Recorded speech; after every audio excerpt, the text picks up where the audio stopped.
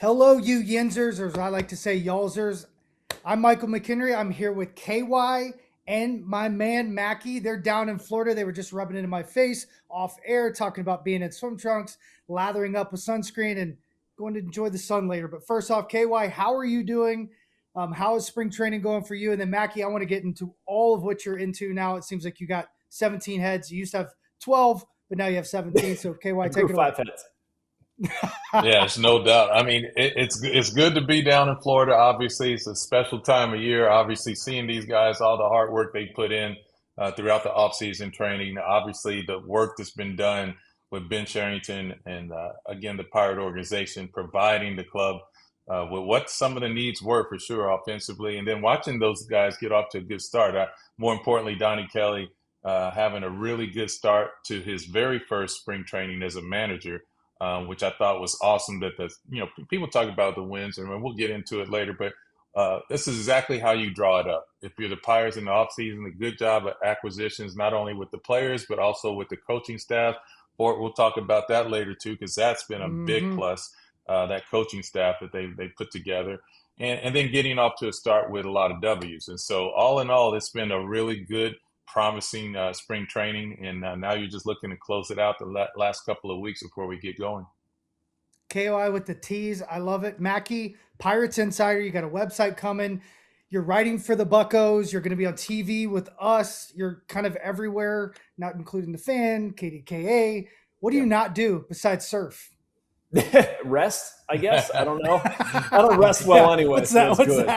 I don't know. You guys sure don't know that, so I'm not going to bring it up here. But man, it's just it's break awesome. It down. I love it. It's a roll from scratch that the Pirates started, and so much credit to them for seeing this. How did that come to be? Like just a conversation? That's awesome. Yeah, I mean, basically, where the situation was at with the Post-Gazette, MLB.com was strategically moving in another direction. I think there's room to kind of do things a different way. And so they recognized, sort of a humble brag, I guess, that I had a brand and hopefully people would want to read. I know. I don't know another way to say it, but we're trying to use me being around the club and I hope doing a pretty respectful job and a respectable job. And, no club is doing anything like this. There's an opportunity with the baseball team, and I'm not telling you guys anything you don't know, to tell so many different stories and to do it a different way, to have somebody who hopefully has built up some trust, can build up more, to, go find these stories and have the bandwidth and the resources to do it. So, I mean, we're just getting it off the ground, man. Like, I get so excited about this because it's new and there's so many possibilities. I need to remember that it's only like a week old, but so I'll be writing for MLB.com. I'll be writing for Pirates.com. We've already started a blog called Inside the Pirates. Like you mentioned, I'll be on 93.7 The Fan, hosting Bucco Talk. I'll be guesting with you guys, doing analysis features, a lot of stuff that people have come to hopefully read from me over the years, doing some podcasts, like longer form stuff with the team, highlighting players in different parts of the organization. So long story short, there's like an endless playground of content to pump out. And I'm honored that they thought enough of me to do it. I feel a great sense of responsibility to do it well. And just excited to be here, man. Excited to be doing it. I love it. I think quick. Yeah, go ahead. Yeah, I was gonna say, I think, what a more opportune time to do it. When you think about the storylines, you're talking about the acquisitions. In my opinion, that one of the best offseason jobs and free agency and trades that we've been able to acquire players from. I think that's been awesome. You have the Skenes, you have, the Connor Griffin talks. So it's just a perfect time for you to be able to do this. So looking forward to it this season, man. Same, KY. I mean, I'd be lying if that wasn't a big part. I mean, obviously the possibilities and the offer and all that stuff, like it was fantastic. But what a time to cover this team. Man, that's exactly what I'm thinking. Like the personalities in that room, and you've been in the same room I have, like what they added. I mean, they added good baseball players, but they also added really good people and personalities. And there's a lot of different stuff to talk about with this team and stories to tell. And whether it's the coaching staff or, processes with baseball operations, what players do. There's fun personalities. They're doing things different, which I love. So yeah, it's a great time to get into it. Well, we've enhanced our team with you, Mackey, and I do want to talk about that coaching staff. I thought Donnie Kelly did a tremendous job. You can tell that they gave him free reins to do this, right?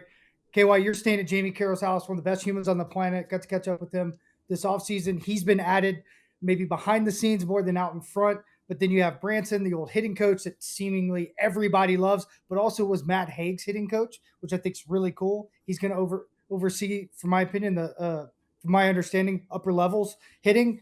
But talk about that staff. I mean, I don't know if there's a nicer group of guys that are going to be on the field during our offensive stand at first base and third base with Brock and Beasley. I mean, I literally feel like I can walk through any wall on the planet when I talk to either one of those guys. KY, start us off. Talk about the addition of the staff, because at the end of the day, leaders matter. Communication matters. These guys are going to be a huge, huge plus for this organization, this team. Yeah, no, I agree, and I think you said it. I mean, you have your new pitching coach, new assistant pitching coach, but then specifically, I mean, those guys are good communicators. But I'll speak on the ones that I've had time to speak with once I'm down here in Florida. T. Brock, obviously, he is who he is. He's been amazing with communication wise. But the addition of Tony Beasley to the staff is just another one of those all-star type of performers, if you will, from that coaching standpoint. He is a connector of men. He is tremendous about the man first, the player second. Those are his concepts, his beliefs. And so, and the reason why I always stress that, because those are the things that allow you to stay connected with guys throughout the entire season. There's the things that bond you together, that allows you to get the message across and get moving in the direction that you need to be. And so, with Donnie Kelly as a manager, you have another individual like that. And so you surrounded yourselves by people that are high character, players will trust, and players will believe they have their backs, and they're always going to put their best foot forward, in the process. So I think, you can't stress enough. At the end of the day, all Pirate fans want to know, are we winning or losing? Well, like I said before, there's certain ways that you actually may lose, but you lose the right way.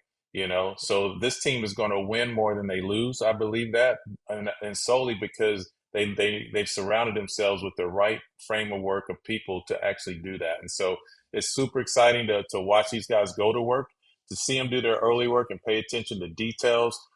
It matters because it's an everyday game where those small things, so-called small things, that change outcomes, they're being worked on a daily basis. And so that's why I'm super excited to see these guys go to work. And Mackey, go right into kind of the tone setting right from the beginning with this staff and how it's been different. You spoke to me about this a couple weeks ago. It's been a couple weeks. Are you still feeling that same vibe? It seems like there's so much more energy down there. There's so much more joy. Obviously, I haven't gotten down there this year with my knee, but just talk about how the entire atmosphere has really changed. They're going about it the right way, Ford. And not that I was a professional baseball player or coach, but I mean, I've been around some settings as a reporter, and you kind of get a sense when people are happy versus faking it. And there's a genuine satisfaction being around this team. And I think it's because of what KY is saying and doing things the right way. They're explaining to guys why this makes sense. They're relating to them. It's relationships first. There's trust being built. Like, I'm just meeting Tony Beasley. You guys have a much greater lens on him than me, but it's fun for me. Like, the guy doesn't have a bad day. You can't get past him without saying hello. Like, I can only imagine what it's like to play for him. And I've gotten a sense of what Tarek Brock is about and how he operates. And now it just feels like there's, one or two more of those types of personalities. And I noticed this from the very beginning, and I think you guys would agree with this. There's just such a nice balance between numbers and baseball. And I don't want to shovel dirt over anybody before, but you guys played the game. You know how hard it is. And you can, and people like me on the outside, like, I'm looking at numbers and it looks really easy up in the press box. And I know it's not, but like, some of that stuff makes sense.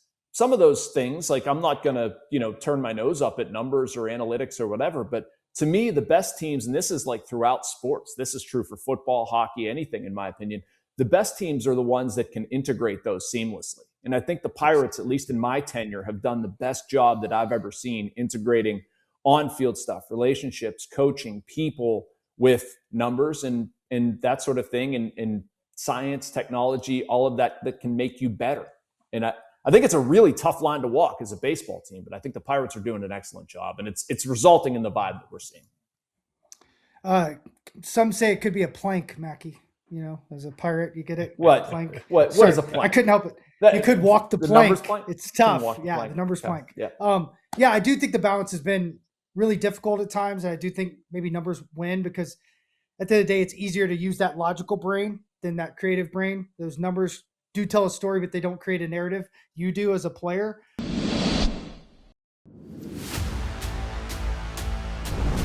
He got him, and he's done it again.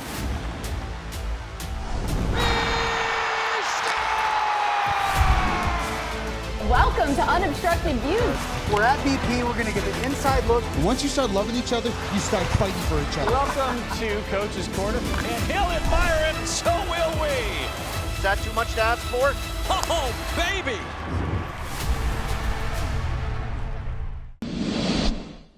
We're playing really good baseball.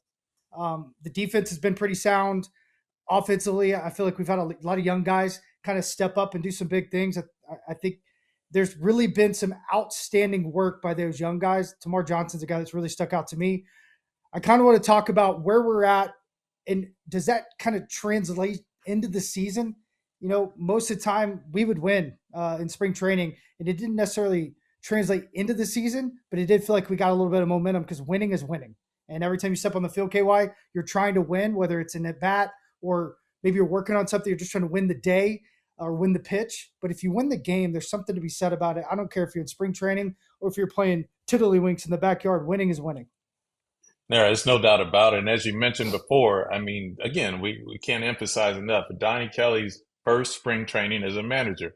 And so for him to have the team discussion with the whole staff and everybody around and bring it back to understanding who we are as a city in Pittsburgh, this is, you need to become part of this, you know, and then to go out and get those wins after that, get off to the good start like that. It just, again, it speaks volumes. I remember Jim Leland back in the day when Jim Leland was manager for the Pirates, he would tell us, you know, look, you know, I just want you to don't worry about wins and losses. You know, we expect to be around 500 during spring training, but building our momentum as we come out of spring training. And so, you know, that's something to be said about that. That means the spring training is the opportunity for you to do something, but you need to understand we play to win the game for sure, right? And so I think those are the part of the things that we've gotten here. We've been able to win in a lot of different ways. More importantly, I've watched the details and how we're winning with that second group that's coming in the late innings. You know, that you're talking about executing, getting guys over from second base with nobody out. You're talking about 2 strike at bats that are coming away with RBIs.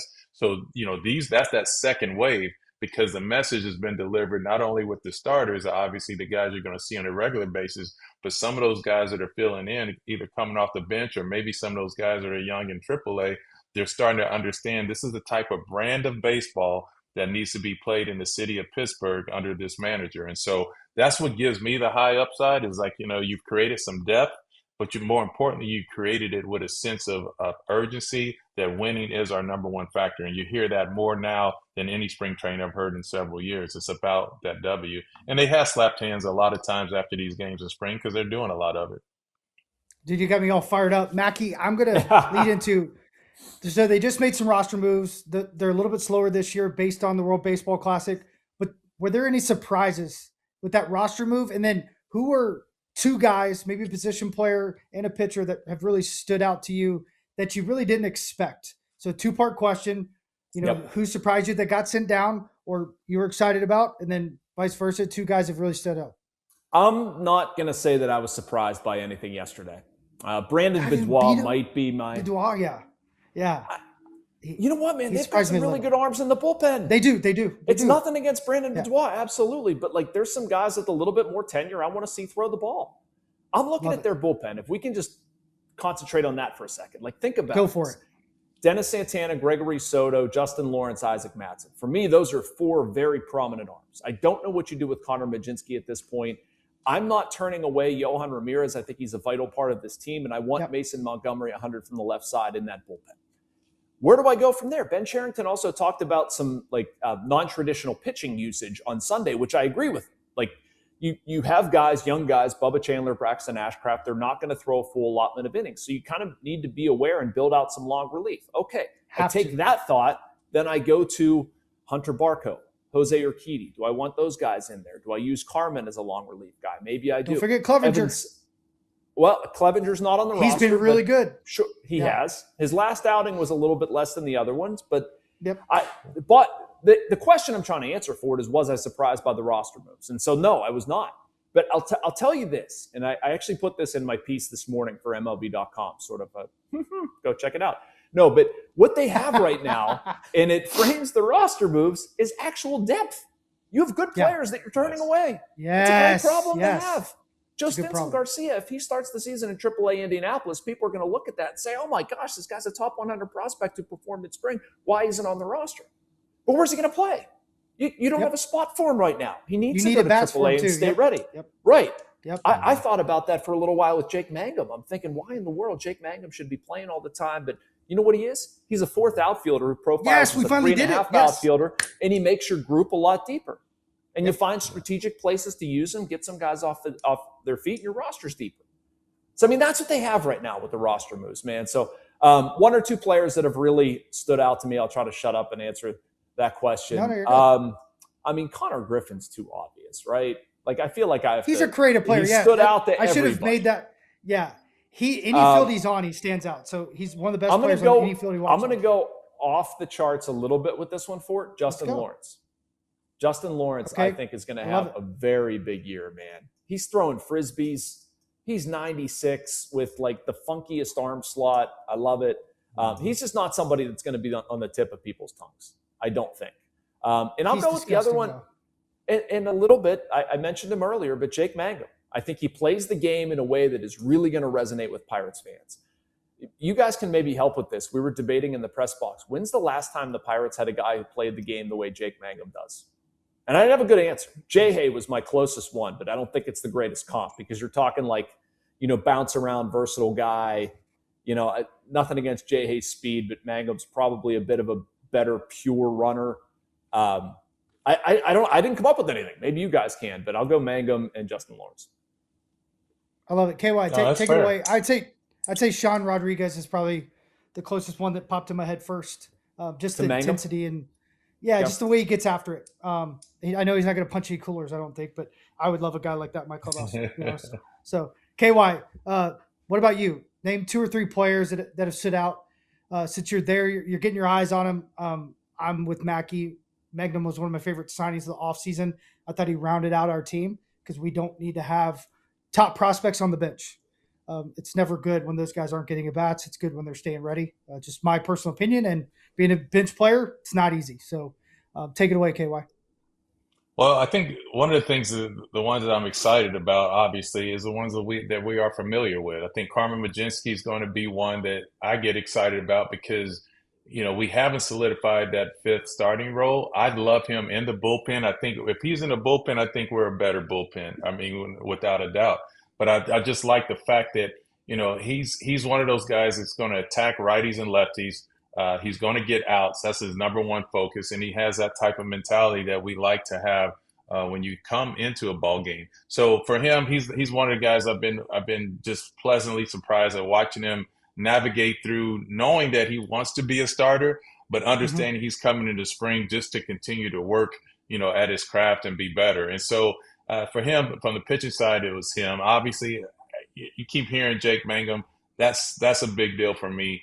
One of the ones, though, I've loved him since he got here. But for the ones that I'm looking at, it's not on the roster, but it's Alika Williams. He's had a big spring. This a little bit. Yeah, it's not just it's. I'm thinking about the need for the team. Right? I mean, we don't know. Go a little bit deeper with that, KY, because I agree with you. Yeah, I agree with you. Where you're going. So the whole point for me is, like, a lot of people early on, we talked about this, and a lot of people say, oh, well, Jared Triolo would be our starting shortstop opening day or our starting third baseman, depending on, well, the reality of it is what allowed Jared Triolo to jump off last year? It was obviously the more playing time after the trade to Brian Hayes, but where was he playing? Third base. So if you take Jared Triolo and you put him at shortstop, it's a more demanding position. Can he play it with a Gold Glove caliber? 100% he can. But I feel more comfortable with playing him on that left side of the infield and his primary position, which is third base. And now you just have to figure out who's your starting shortstop. Do you take that, Connor Griffin opportunity, or if not, then Alika Williams now becomes another. Now you're solid lockdown defense on the left side against a really good pitching staff and then let's be real. I mean, that's our bread and butter, So the only spot that we have to concern ourselves with a little bit is at second base. Brandon Lyle's a bad over defense. But we've solidified our defense no matter what. You got 3 infield positions that play Gold Glove caliber defense with a good pitching staff. So that's kind of where my mind goes with it when I think about it. But I actually think Alika Williams, if he can just control the barrel a little bit and contribute enough until that time comes, and maybe, like you said, maybe, Connor Griffin, does come up and then just get plugged in to shortstop, and now he's had some advance if he doesn't make the team coming out of spring. So Alika Williams has been the guy I've been looking at. I love that. And Mackey, I'm going to throw this to you. My thought is we play American League Baseball now. We have a DH, right? So having a plus defender on our bench, even if Alika doesn't necessarily start at shortstop, say it's Gonzo, I don't think it matters. I think even if Connor Griffin, I think I'd rather have Alika on the bench than Gonzalez. I'd rather have him in AAA getting every day at bats, being ready for that opportunity if anything happens. To that point, what are you seeing at the shortstop position outside of Connor Griffin? Because at the end of the day, could he do it? Sure. Is he going to do it? We don't know. Is it better for him to go to AAA? That's all decisions behind the scenes that, at the end of the day, they're going to try to make the best choice for him. And the reality of it is, it could be like Big Amish, where he comes up in a month and he's the rookie of the year. He could start the year, which would be unprecedented, never done before, which would be a bold move.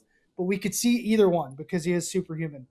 But I think to KY's point, you got 2 guys that are fighting otherwise. But I do think, for me, I would love to see Alika make this team and be that defensive guru to play the middle infield that would be a better defender than most of the guys that are out there.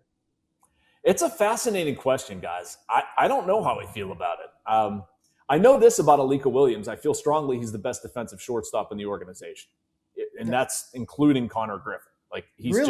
Hello. Oh yeah. Yes. Yeah. He's so smooth, man. I mean, so I'm not saying he's on my roster. I'm not saying that's the move I'm going to make, but I mean, he is so good at that position. He's a natural shortstop. He's going to hang around. And it takes me back to 13, 14, 15. Are we looking at a Clint Barmas kind of thing? I think not. I think I'd probably go in another direction. I don't think it's going to be Connor Griffin. If I'm just predicting their thoughts, I don't think they're going to have Connor Griffin on the opening day roster. I think they're going to be careful and send him to AAA and probably just take whatever blowback comes their way. I don't know what that would mean for Nick Gonzalez, Jared Triolo, if that's how they're going to deploy those guys. I wouldn't have any problem with it. If you're telling me with their pitching staff, like KY is saying, to make sure that when that ball is hit in the left side of the infield, that it is fielded. And Jared Triolo is an excellent fielder, but he's a better third baseman than he is a shortstop. I mean, that's a really good defensive left side of the infield. I mean, those are potential Gold Glove winners at both of those positions if they would play every day. So it certainly intrigues me. Nick Gonzalez is somebody that probably needs everyday reps. So I get you. I don't want to make him a bench guy, but if I was to predict their actions right now, I would still go with Triolo at third, Gonzalez at short, Alika stays in AAA. Probably Callahan goes to AAA, I think. I mean, there's a lot to play out, too, and Connor Griffin goes to AAA as well. But we'll see. We still have some weeks. They don't need to make a decision now. No one destroys a baseball like Oneil Cruz. That is the hardest hit ball in known Major League history. Pitchers should consider themselves warned. And it is gone! There's a Cruz missile! Log in with your cable provider and stream the Pirates all season long on SNP 360. So Brian Reynolds, the second half of the season last year, Tyreek Brock was telling me this guy is one of the better defenders and has really improved in that second half. Got comfortable in right field. We're shifting him to left, putting O'Hearn in right. O'Hearn's never really played right. He's played more left, but I do like that he's on the same side. KY, we talked about that a lot last year, how it's important to see the ball come off the same way. But that's why Jake Mangum means so much to this team, because Oneil Cruz is still learning center field. You're moving 2 guys. The communication's going to be real. And eventually you're going to have Connor Griffin come up and have another superhuman on the field, which causes problems at times because he's going to get the balls that nobody else can. Talk about that dynamic, the balance of all of that with Ozuna as DH. You have a little bit of a roster crunch or a lineup crunch on a daily basis. That's why Mangum, for me, a guy that's not just done the bench role, but he's done it very successfully, hitting 296 last year. He's a swing first guy, which that approach works really well off the bench. But more importantly, he runs the bases well. He can bunt. He plays great defense at all three. This guy is invaluable for our team almost round out. Because if we don't have a guy like him, we're going to be, I guess, a mess at times when it comes to defense or just getting these guys off their feet. So I'll go in and I'll speak on this part. With Jake Mangum, what you get is, again, you think about how many at bats, how many games is he going to play? Well, if Jake Mangum is playing, 120 games a season, I think we may be in a little trouble because that means somebody had to get hurt. That was a frontline player. So, I look at it, the less, stay with me, the less he plays, the better our team is going to be. And the reason why I say that, if you take Brian Reynolds, O'Neal Cruz, and Ryan O'Hearn in your outfield, okay, you're talking about three guys that are everyday players. The only thing that's taking O'Neal Cruz out of the lineup maybe is a really tough left-hander if he's not hitting him. And I put my money on the fact that he paid attention to the details of that this offseason by getting that left-handed BP thrower early in the offseason so he can work and get to that next point. So where does Mangum get all his at-bats? He gets them off of left-hander starters, and Spencer Horwitz now comes out of the lineup. Ryan O'Hearn would end up going to first base from what I see. I mean, the left-handed, the left-on-left at-bats, Ryan O'Hearn is just unbelievable. I mean, it's a reason why he hits lefties the way he does. His approach is dynamic. That front shoulder stays in on everything. He's going to be your everyday. Yeah, it's special. So, like I said, so for me, that's where Mangum gets a lot of his at bats are from. Spencer Horwitz being out of lineup. Now, baseball's baseball, right? So if somebody goes down for a significant amount of time, or maybe whatever on the short term on the IL, Mangum now becomes that fourth outfielder, now gets that starting role, and he'll fit fine. And the other part of that is, I mean, from the right side, I mean, he has even splits. I mean, he really does. I mean, throughout the course of his career, he hits these guys, lefties, righties, pretty much the same. He may get a little more slug on one side, but from the left-hander, pitching-wise, I mean, he's actually a plus for us in that area too, and it fits right into our lineup on how it's designed. So I think I like that situation a lot better. But I can't say enough about the energy that he brings, and he is definitely one of those guys you want to see out on the field. And Mackey, talk about this guy has pedigree of understanding the game, high baseball IQ. I see him coming in a lot in the 7th inning, 8th inning, pinch running, doing some things, causing some havoc on the base paths to make these, late inning guys think about him. And when they start thinking about him, what happens? They leave the ball over. They throw a pitch that they don't want to. I think he has a role that we've needed. I thought Michael Taylor was going to play a little bit of this role at times when they started sitting him on the bench. He didn't. But I think this guy could really be a plus for us when it comes to what he can do in a roundabout way in all facets, because it kind of gives you a Swiss Army knife. I don't think this is that big of a deal, guys. I'm not trying to throw water on the topic. I'm just saying, think about this scenario. Marcell Ozuna dealt with a hip injury that was pretty significant for him last year. He's not young, at least in baseball terms. I'm not pegging the meter there.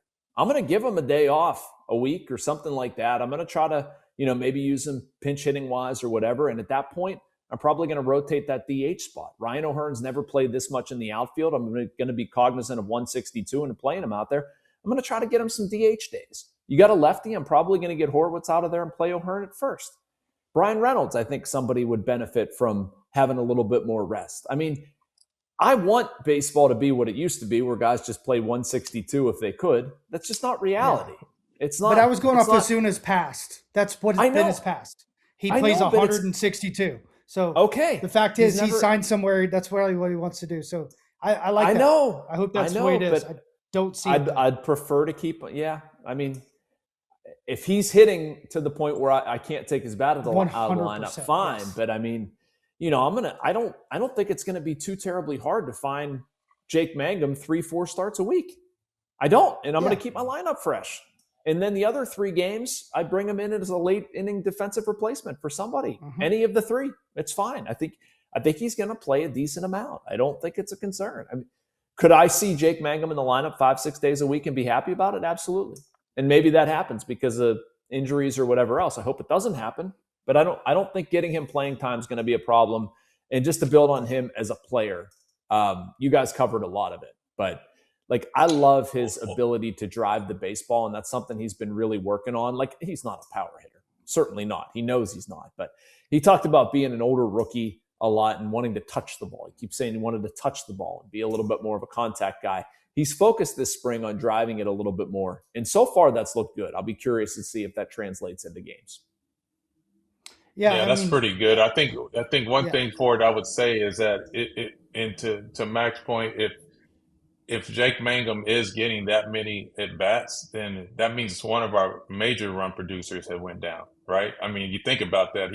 Guys that he would be replacing are guys that are 25-plus home run guys. And so what was the big acquisition in the offseason? We needed more power. We needed guys that could, put the ball. So, yes, the consistency of Mangum being in the lineup brings energy. It brings all that, but you are losing a major run producer out of those 4 other guys that we're talking about. Yeah, no question. Let's flip the script and go to pitching. Mackey, you were just talking about Sherrington saying getting creative and Sundays being maybe more of a bullpen day. I think it's more of a piggyback. Yeah, idea. that's what I was trying they to say did last year. Yeah. I love the fact that they're going to try to do that, because that's been my gravest concern about this team is where are you going to get the innings? You have a Mike Clevenger, maybe he makes some starts, but at the end of the day, a lot of these guys have never gotten to that territory where they're going to have to pitch in August on 130 innings because they've only been to 121 or 128. So it's a big question mark. And then you think about the playoffs, right? So how do you protect these guys? Let's go into that a little bit. Maybe Barco or whoever's going to start in the bullpen, but we're going to need those long relievers. Yeah, they're going to get used a lot. And people probably don't want to hear this, but it's math. Like Bubba Chandler, Braxton Ashcraft, they're hugely important arms. And we're talking about like 120, 130 innings. I don't remember which was which. But you're going to grow their innings by like 20 or 25 this year. I mean, that's just reality. That's the state of the game right now. It's not going above that. It was the same way for Paul Skenes. So if you think about the and best high intensity innings too. Yeah. Right. They're high intent. And I mean, they matter. You need to care about these guys' arms. Again, I can cling to what baseball used to be, and I wish every pitcher went 7, 8, 9 innings in a game. I'm a bit of a dinosaur. It's also, I mean, it's not going to happen. You just have to be realistic about where things are at. And so they're only going to spend so many innings on these guys. How do you best use them? So I think you're going to have some shortened starts. Maybe you skip a start. I don't like the ramp down, ramp up stuff. Once you're ramped, stay ramped. If you need to shorten some starts from time to time, fine. But I actually think it's an intelligent way of going about that. Like if you have a Hunter Barco, Carmen Majinski, maybe Thomas Harrington comes up here, whatever.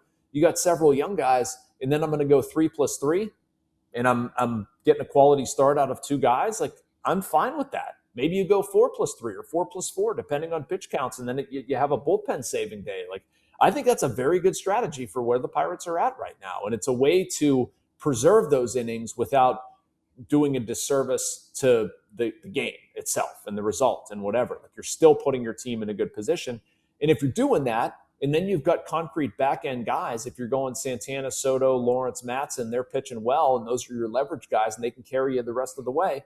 Again, it's smart roster management. It's incumbent on all of that working, of course, and guys staying healthy and performing. But I think it's a very careful yet competitive way to manage these guys. And Mackey, I just probably don't hear any word of LVD, low volume days. I hate it. I know, I hate but it. you're going to hear it for it. You're going to hear it. Hold on. I do think it's going to shift, and this is where I'm coming to you, KY. I felt like Donnie Kelly had a knack to communicate with the bullpen as good as I've seen, especially a young manager. And he seemingly let guys go out where you think they're coming out for that extra inning because he understood the volume or the intensity of that inning or the high stress innings weren't there that day. And then he pulls back on other days. And I think to Mackey's point, I think there's going to be some old school feel in this. of like where are they at right now? How are they moving? Is the pitch still sharp? And I think with Henry Davis behind the plate, the communication is going to be vital to let these guys run when they need to run and then pull the reins when they need to. And one question I want you to answer is talk about how hard it is when you're going in to face one guy and then the second time through you see another guy and they're both electric. No, it's so true. I mean, and not to mention that you already know of opposing teams coming into Pittsburgh or to play the Pirates on the road or wherever, they already know that the strong point is the pitching. So offensively, you come into that situation and you're like, okay, I'm all geamed up for this starter. And next thing you know, my next at bat is against somebody totally different. Could be somebody totally different from the other side as well. And so that's what the Pirates have created when you talk about the depth that they have. And again, the strong arms that they have, the velocity, the spin, all the things that they do extremely well, all that's coming to you in different faces on the mound every other at bat. And so it does create a different dynamic in that fifth rotation, if you will. So it gives you the flexibility to deploy that when necessary, whenever you feel you need it. And we said before, this team's a team that wants to win, wants to get to the playoffs and do more. And so all these games do matter. So coming out at the end of March, I mean, yes, these games matter. Every win, loss matters. So the decisions that they're making now are based on those premises. What's going to give us our best opportunity to get off to a good start and play these games, with some success. And so it's going to be fun. I'm looking forward to watching it. I really am, because it is some healthy competition taking place as you look into that fifth starting rotation role. Yeah, and it's great to see the depth we have. I think, Mackey, to your point a minute ago, talking about roster management, I think that's going to be a huge proponent of winning and losing for us, because can you get guys up and down fast enough, that revolving door to fill in roles, because we have that ability at AAA. But I am going to move on to Henry Davis. For me, this is his year. He's got to do it this year. It's the first time he's getting the reins handed to him at the position he was drafted to do. He's not playing right field. And I feel like there should be pressure taken off of him. He did talk about doing some stuff analytically with the data, biomechanics, everything else. He moved his hands up. He's a little bit taller. It looks like he's a little bit freer. But have you guys seen anything approach-wise that has been different at the plate? I do think he's going to improve with his receiving. I think the blocking numbers will go up. I think that's going to get better year in, year out. He obviously can throw. He's one of the best in baseball. But where do you see Henry Davis taking that biggest stride, and why this year? Yep. Yes, right, I like that. Whoever wants it. Go ahead. I'll let you, Mac. I'll let you go first because you nailed that one. Yeah. Yeah, because you've been around him. I want to know what you say. It's not. It's not approach. It's not ability. It's not work ethic. It's not anything. Exactly. And I don't even want to talk about Henry Davis's defense. Henry Davis's defense is outstanding. It doesn't even. It only warrants conversation if we're going to talk about like Gold Glove consideration or what he's done to earn pitchers' trust, or if we're going to compliment him. I'm not. I don't need to spend time talking about the evolution of his defense. It's solid. The question with him is at the plate. Is he going to hit? And for me, I understand what he did. There is nobody who, like, he's going to stop at nothing to figure this out. He's so intense. He cares so much. What I want to do with Henry Davis is just relax him. That's just see ball, hit ball. It's okay. You cannot hit 30 home runs in one at bat. Like, that's where, to me, that's the magical thing. Like, somebody's going to have to get through to him, or he's going to be able to breathe, or something like that. And I don't care about the spring training results. I know they're not good for him right now. That's one of the things. It doesn't matter. I want him to get comfortable. I don't want him to think about it. And that's a lot easier for somebody like me to say than it is for you guys, from experience to do. That's like my dad yelling at me to throw strikes when I was pitching. Like, what do you think I'm trying to do? No, don't think about it. It's my least favorite thing ever.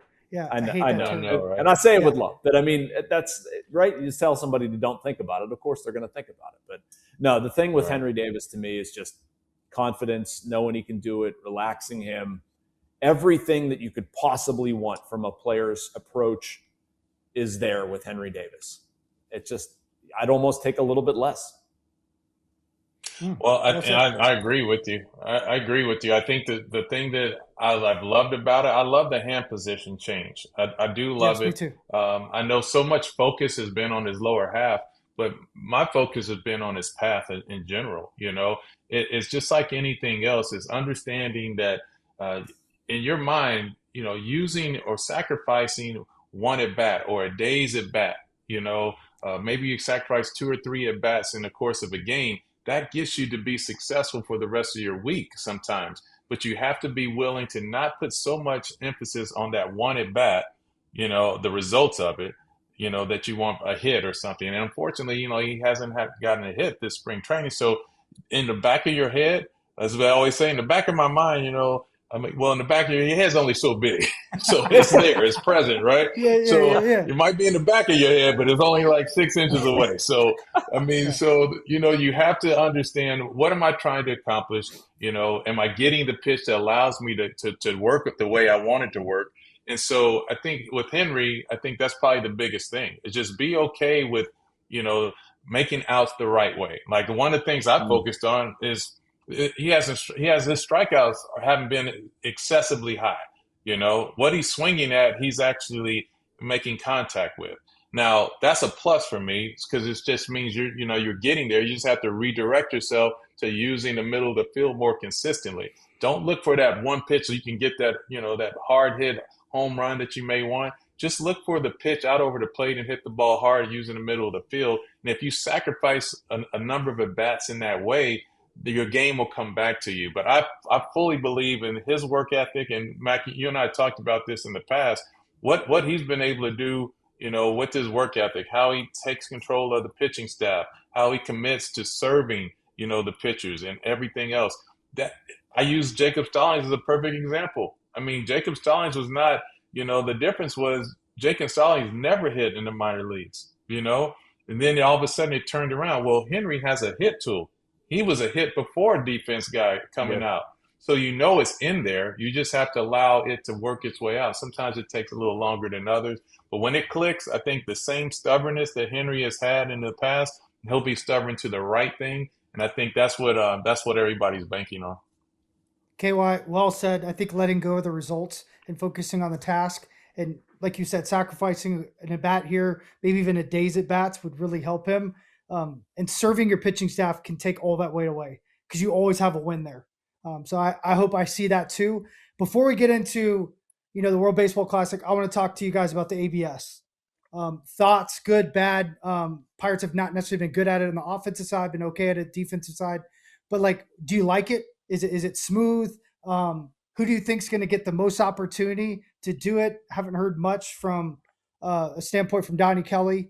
It seems like kind of anybody can challenge right now, but going into the season, how do you see that turning?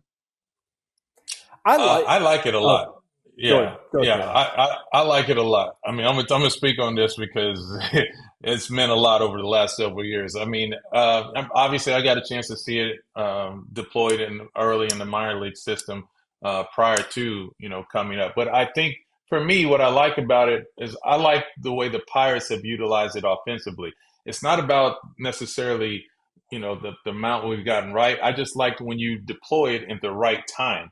Timing is everything when you're using these, and so I think you want to get them wrong right now, to be honest, right? Yes, and so that's so the reality. I think, but the thing is, the guys that are they're challenging in the right spots. Like we had a couple that happened recently that I wasn't a big fan of. Like Garcia, I think challenged a 0-0 pitch, and it was Early like in the third inning or something. Yeah, it's like what are we doing, And so those are the ones that, you don't, but you learn, right? You get to learn, you get to come back, and then, your hitting coach or your manager gets to say, look, tell me what you were thinking in that. Because it's not about just the balls and strikes. It's about, we only get 2 of these, let's make sure. I mean, it wasn't anybody on base. It was early in the game, and it's nobody out. I mean, if you're not comfortable hitting 0-1, then that's more of the issue, right? So it's just one of those things where I think the guys are now getting to that place of how to utilize it, and I thought they've done a pretty good job with it. And I think it's really good for the fans of the game. We can't ever forget about the fans are what makes this thing go. And so it's really quick. They get to be a part of it. They get to see it on the big screen.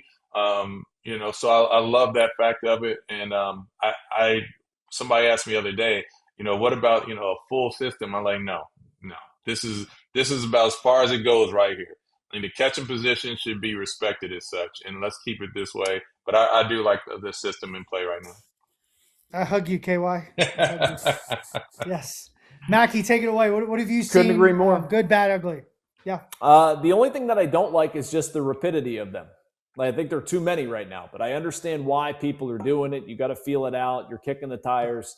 I just hope it doesn't continue in the regular season. I think the one thing that sports gets wrong sometimes is just over videoing everything, over replaying everything. I want the live moment to live.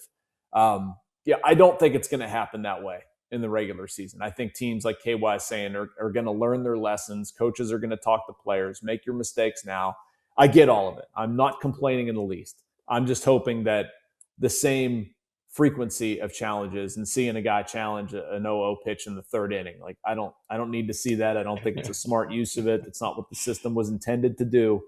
And I don't want it to grow either. Absolutely not. This is as far as I'll go. So I've been fine with it. I'm curious to see how it plays into the regular season. I'm with you. I think it'll slow down. I think it'll be more strategic. I think they're trying to figure things out. As spring training kind of ends, I think it's going to start to maybe slow down a little bit, but into season, there's no doubt in my mind because the consequences are bigger. Let's go to World Baseball Classic. I don't know if you guys saw the game last night. It was awesome. Paul Skenes walks out to Danger Zone, Top Gun theme song. I literally stood up to salute him. I was so fired up. But he showed out. We saw O'Neal Cruz. He's showing out. Team Israel with Horowitz. He's showing out. It's good to see the Pirates on a national stage doing the things they're doing. Mackey, you start us off. Just take it away. How cool is this for the game? And what all Paul Skenes did yesterday, not just pitching, writing the letter to the little leaguers, him kind of being out front with the Air Force, the guy that come in that is actually a fighter pilot, came in yesterday also for USA, and then Air Force is there. I don't think you can write a better script yesterday for Paul Skenes. You can't. I mean, he's such a personality, and it's not even a personality, guys. I mean, it's just like he's become a thing. You watch Paul Skenes and you're like, I don't know, you feel better about the Pirates or about the USA or something. I don't know. About life. I don't know how to put it. Just like I like the persona that he's, giving the country and Pirates fans. It's fun.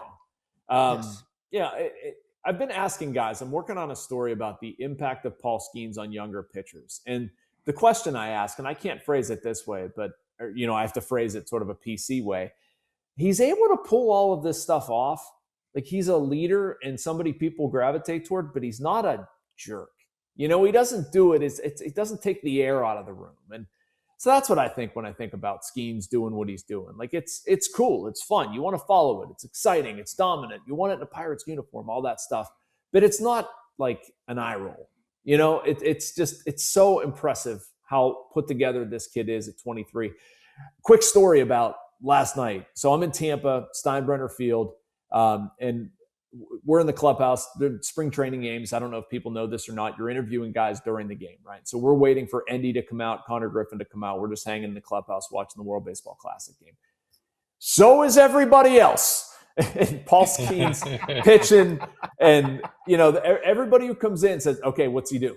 How's he done? What happened?" They're asking for details, and everybody who's been watching him is like appraising other players on how he's looking. And like, he makes a pitch, I forget who it was to, goes like 100, and then comes back with a changeup, and we're just like, oh my God, what is this guy? Just drooling over these sequences and how this guy's in midseason form. So. Anyway, it was just a lot of fun watching that, like in the middle of a game, everybody together. I know there was a story about O'Neal Cruz's home run at Pirate City. A bunch of people erupted there.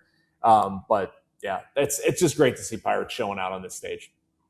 And the strikeout to Gonzalez, the teammate crime yesterday. Yeah, teammate on teammate what he did crime. to Gonzalez. Oh, it was so bad. I was like, sorry, Nicky. Just go sit in the truck, bud. Sorry, man.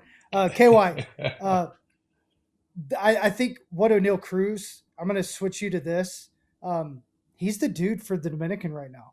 He's kind of their Paul Skenes right now. He's the freak show.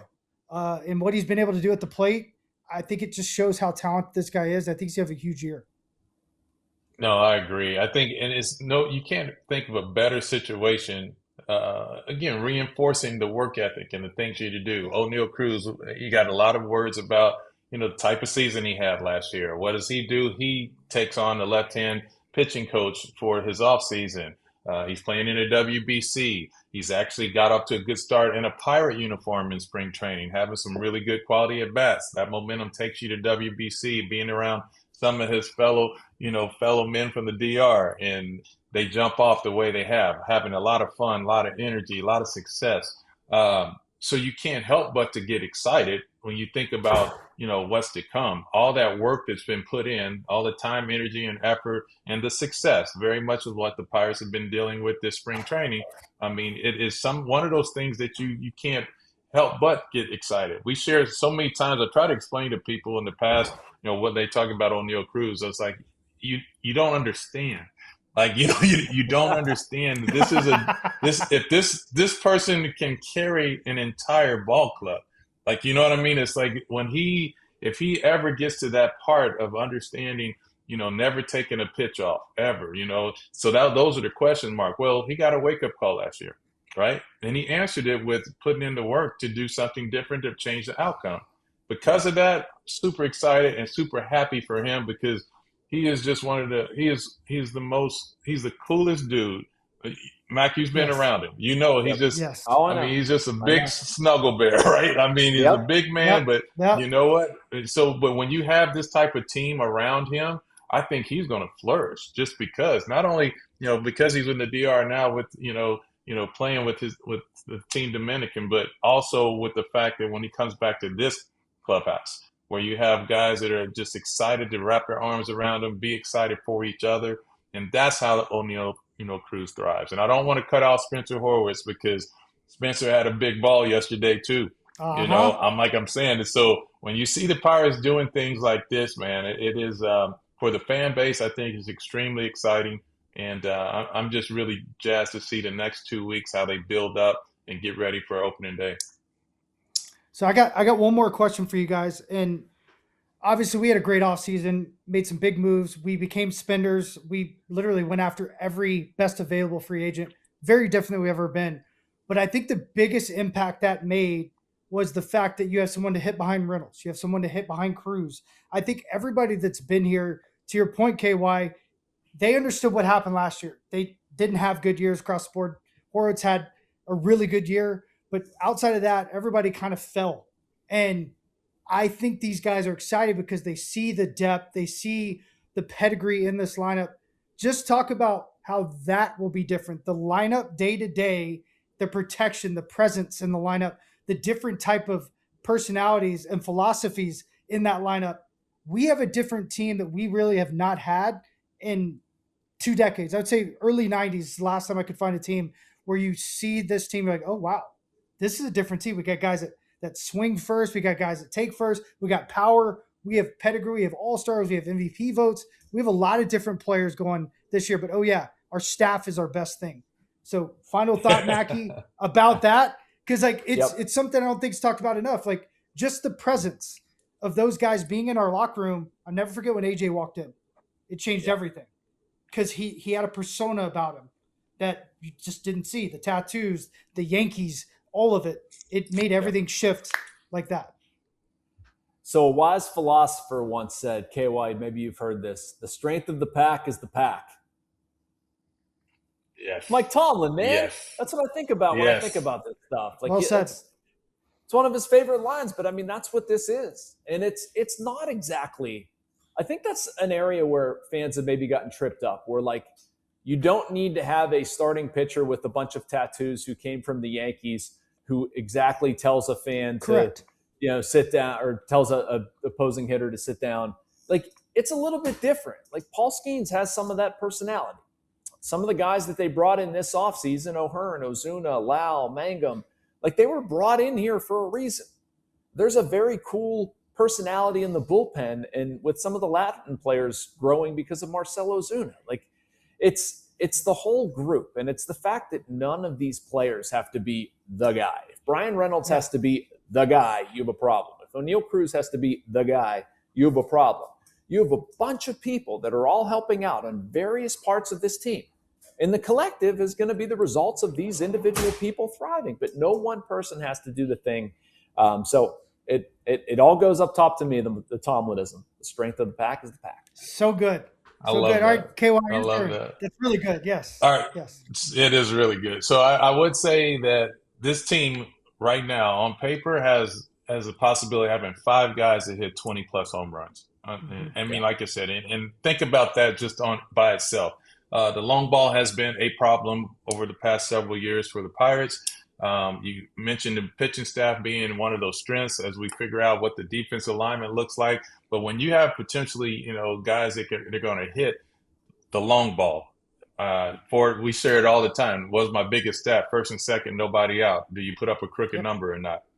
That's a big part of this. I mean, if you got a team that really pitches really well, and that we need to score 4 to 5 runs a game to be consistent, on average, that first and second, nobody out, we need to put up a crooked number. We don't walk away with 1 run or sometimes 0. And so what we've accomplished by creating the offense that we had and acquiring these guys, I think it has enabled us to be able to do just that. So all that being said, I mean, it just makes you feel like it's a different feel. You cut back on the strikeouts, you have your additions of guys that can hit the ball on the other side of the wall, and then you play, some plus defenders with some good pitching. Needless to say, we're going to have a better year this year in Pittsburgh, and I think the fans are going to be super excited to come out and cheer on the Buccos. Well said, guys. And I felt like last year other teams could play hide and seek. This year, you can't hide. They're going to be seeking you the whole time, and I'm so excited about it. Hey, appreciate you guys coming on. Please download, subscribe, do whatever you do to get this podcast. It's awesome when you have 2 men like this talking ball you cannot miss. Please listen to Bucs Bounty, and thank you very much.